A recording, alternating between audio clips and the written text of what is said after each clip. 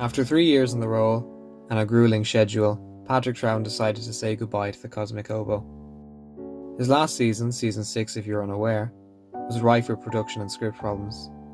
For instance, the opening Dominators was cut by 1 episode and then added on to The Mind Robber, and The Invasion had 2 added on to what was originally 6 episodes, and come the end of the season and continued difficulties with stories, there was to be a 10-part epic to conclude. Enter the War Games from the mind of the late great Terrance Dicks and the equally great Malcolm Hulke. This was Terrance's first credited script for the programme. Previously as editor, he rewrote episodes 3 to 6 of The Seeds of Death from Brian Hales. I cannot begin to imagine the amount of pressure the two men must have been under writing 10 episodes worth of television, let alone their brief. It has to be a solid story in its own right and run for much longer than a standard 4 or 6-parter. They have to write out Patrick Troughton's Doctor and his companions Jamie and Zoe and give a good reason for them to leave. And they also have to set up the next season where the Doctor will be grounded as per producer and former script editor Derek Sherwin's wish to get away from, in his own words, big jellies wobbling about space. And in addition to all of that, the War Games becomes one of the most important stories of all of Doctor Who because it introduces the Time Lords into the narrative, changing everything you think you knew about the Doctor. And it's also the end of Doctor Who in black and white. It really is a story of endings. But you have to ask whether it works on its own, even without the significance attached to it. Well, in my opinion, the answer is yes, for about 90% of its journey. Thanks to the strength of director David Maloney, who previously made The Mind Robber and The Crotons, The War Games has a really strong opening episode. The Doctor and his friends arrive on a battlefield in 1917 in the middle of the First World War, as the Doctor says with the appropriate gravity, one of the most terrible times in human history. And by the end of the episode, he is tried by the villainous General Smythe, played by Noel Coleman, and is sent off to be shot by soldiers. Sounds like must-watch television, doesn't it? Then through the next few episodes, it's revealed to us that it's not actually no man's land in World War I, but an alien planet and a race of aliens, who aren't named on screen but are called warlords in various Doctor Who books, have been kidnapping and brainwashing human beings to build their own army, but not exclusively soldiers in World War I. They've taken out of time soldiers from the American Civil War, the Crimean War, the Mexican Civil War, Romans on a BBC budget, and others.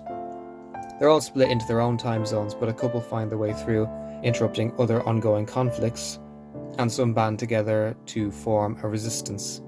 It's exactly the kind of ambitious, interesting plot that the best of Doctor Who offers. One of the most disturbing ideas that the writers add to this story is the notion that out of all the races in the universe, the warlords chose the human race, because, in the words of the War Chief, man is the most vicious of all species. So in their eyes, human beings are worse than the Daleks. When you stop to think about it, it really hits you. But that's not all the story adds, as I've already said. The aliens have their own simplified versions of TARDISes. One of Patrick Troughton's best moments is the moment where he's inside the Side Rat, an easy reverse acronym. He's inside the machine, and he's lost in thought. You can tell he's worried about what he's going to find out here. And then in the scene where he's caught by the War Chief, the fear in Troughton's eyes of meeting another Time Lord and his yell to Zoe to run. Doesn't seem like much on paper, but the execution lands. Like the War Chief roaring to stop them, and then Zoe gets split up, and a now brainwashed Carstairs holds her at gunpoint. Really striking cliffhanger. On the subject of the War Chief, Edward Brayshaw gives a great performance as the only Time Lord present until episode 10. Some fans think of him as an earlier incarnation of the Master. I don't know if he is, but he's definitely a prototype to the character Terrance would develop with Robert Holmes and Barry Letts. Maybe he was a Master fanboy at the Academy. That's my headcanon anyway, because it just sounds funny. He gets killed off at the end, but he would return in a novel written by Terrance himself, where he tried to regenerate and it went wrong. Ooh. He's not the only villain. You also have James Bree as the security chief, the very narky, nasally kind of evil. The real top dog has to be the late Philip Maddock as the warlord, who everyone jokes looks a bit like Steve Jobs with his short hair and glasses, and a little bit of a beard. After he was wasted in the Crotons, it was reassuring to see him given a role worthy of his acting talents. You can see why he'd show up again in Doctor Who. He also has a really bleak fate at the end, where the Time Lords erase him and his home planet from existence. Just the way he goes, no, and then just slowly fades. It's really simple but effective. One of the biggest issues with this story is that even with all this stuff going on, it doesn't wholly justify the length. You have these huge dramatic moments of vision, but they come and go. It's all good to start with from, I think, about episodes 1 to 4, and then from about 5 and 6 it gets very padded. It doesn't do any favours to the perception that Doctor Who is just running up and down corridors. It's what happens when you've got an idea that would be good enough for 6 or 7 episodes and you have to stretch it. Got to meet those deadlines, unfortunately, even if you're running out of steam. However, you do get some really funny moments of cartoon humour.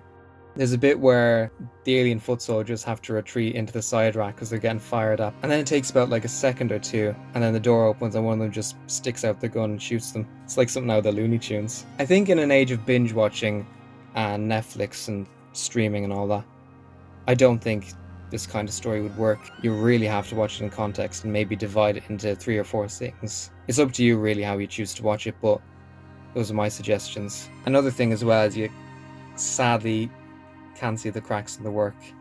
This is a Doctor Who where the production troubles show.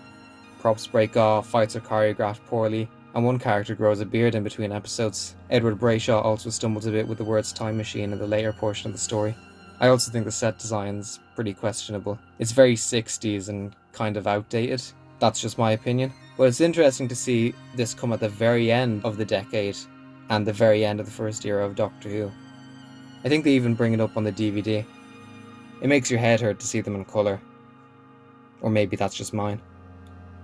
Unfortunately, I think it gives the casual viewer the feeling that Doctor Who is a bit out of touch, a bit behind the times. Terrance Dick's recollection was that Doctor Who was on the verge of cancellation, but I think that's been disputed. But if there is any truth in it, you can kind of see why. I find going from this to Spirit from Space similar to going from The End of Time to The 11th Hour, and more recently, Twice Upon a Time to The Woman Who Fell to Earth. I don't think we see as big a jump of styles in the old show until John Nathan Turner takes over and brings Doctor Who into the 1980s. The supporting cast for the War Games, I think, are all great characters you care about. Derek's wife Jane Sherwin as Lady Jennifer, and David Saville, unfortunate last name, as Lieutenant Carstairs. He later appears in Doctor Who in the Claws of Axos, and the Five Doctors as Colonel Crichton. I wonder if that was intentional, seeing as Terrance Dicks wrote that one too. I'm glad that he resisted the temptation to actually name the Colonel Carstairs as well. Just a bit too on the nose, maybe. There's also an appearance from Rudolph Walker from EastEnders, and Patrick's son David Troughton has a role as Private Moore. It gets a bit overwhelmed with characters, which includes a very exaggerated revolutionary called Arturo Villar, but the ones we remember are good for a reason. I think the War Games is truly worth the rather arduous runtime when we get to episode 9. The sheer mess the Warlord and his people have made leave the Doctor with no choice but to summon the Time Lords, and once the Doctor has made the Hypercube in spite of the War Chiefs protesting, he has to just leave, just up and go with Jamie and Zoe and Carstairs. To hammer home how serious this is, the Doctor even snaps at Jamie, telling him, "For once in your life, do as you are told." It's a common trick by writers to get the audience to know that the shit has hit the fan. The protagonist or the supporting cast act out of character. The famous last episode of Blackadder Goes Forth is probably the best example I can think of. And when the Time Lords show up, you get this ominous wind and Carstairs fades away. The Doctor, Jamie and Zoe run for the TARDIS, but the Time Lords are starting to slow down time. Probably one of the best cliffhangers ever. And then at the start of episode 10, the Doctor tries to lose them and spills the beans that he stole the TARDIS because he was bored. Not because he was scared, thank you very much, hybrid story arc. And also the Doctor broke their number one rule to never interfere in the affairs of other planets. Imagine being a kid watching this. Must have been like watching the Master be revealed in Utopia. The Doctor's running from his own people is done through pre-existing stock footage, which is a good money-saving option. But there's no use. Time Lords keep catching up with them, and an ominous voice of God, or Bernard Horsfall in this case, tells the Doctor, "Your travels are over." Ooh. Then, for a lot of episode 10, is the Doctor on his home planet, it's not named yet, on trial for his meddling. It works much better in a condensed 25-minute episode than does as a whole story arc in season 23. And on repeat viewings, you spot the symmetry of this story starting and ending with the Doctor being put on trial, at first accused of being a spy for the Germans, and at the end of it all, for deserting Gallifrey in a stolen TARDIS. The Doctor defends himself and shows them the monsters he's met on his travels, like the old favourites, the Daleks, Cybermen, the Yeti, the Ice Warriors, and also the Quarks. Bit weird. Before it's time for the Doctor to face the verdict, Hulk and Dix write out Jamie and Zoe. Some people would say it's a bit rushed, but I really like this goodbye. The Doctor already knows he's lost, but he humours them when they try to escape back to the TARDIS, but ultimately he has to properly bid farewell to a Highlander and a genius from the future. As the Time Lords lead them away back to their first ever story, the Doctor's told that they'll forget all but their first meeting with him. Made even worse when Zoe says that she thought she forgot something important. They really kick the viewers and the fans in the bollocks with this. And while it won't be for everyone, it is for me.